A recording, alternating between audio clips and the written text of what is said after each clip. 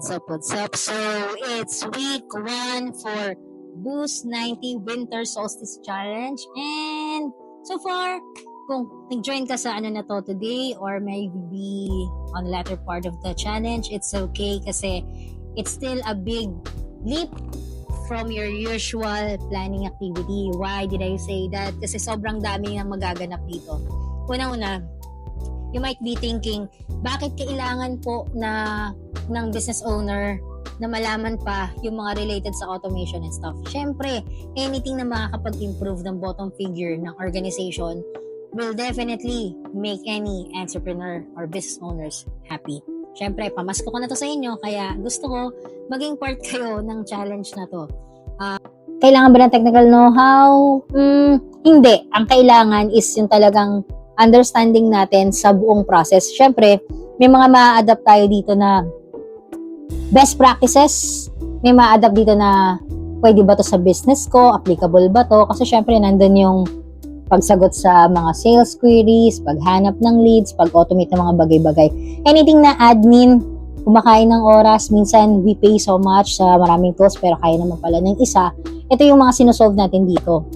And at the same time, data, leads, and anything between, sobrang useful yun sa mga business owners. Kung maisip nyo, si Trump nga nanalo nung US election kasi ginamit niya yung data. Nape-predict niya how people are moving. How do you think will be the impact of that sa business mo kung kaya mong i-predict yung behavior ng mga consumer mo? Though it may be sound like unethical or such, pero yun na talaga ang trend ngayon eh. Kahit ikaw na user ng iPhone, minomonitor ka na nila. Kahit si Google ginagawa yun sa'yo. Kaya nga, yung mga ads na pumapasok sa'yo, algorithm and such, yun yung use nun. Why not make or take advantage of that sa sarili mong business? So, I'm happy to say na ito ay part ng Boost 90 Challenge compared to more on self-development practices ng Boost 60. This one will really make and break your business in a much bigger scale. And I want you to be part of that. And syempre, may isip mo na rin dito ano yung mga kailangan ng business mo i-invest. At the same time, magdadagdag ba ako ng tao, mag-institute ako ng tools.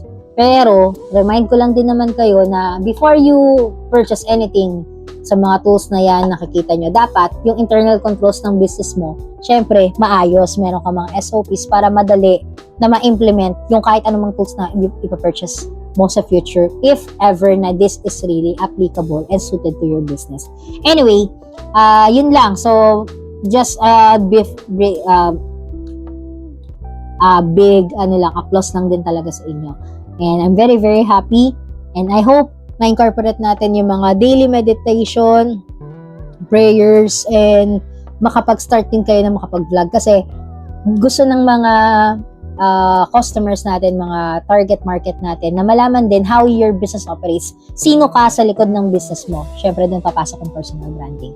And I hope makatulong ito sa pagpaplano mo kung ikaw ba ay mag-invest ng a certain portion sa mga influencers para mas improve or mas mag-further dig into personal branding.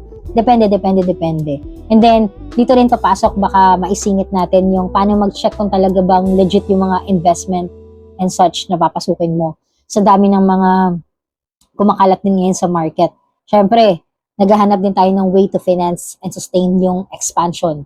So, ito, we will also include that siguro sa mga future or latter part ng challenges natin. So, yun lang. Maraming salamat and have a great day.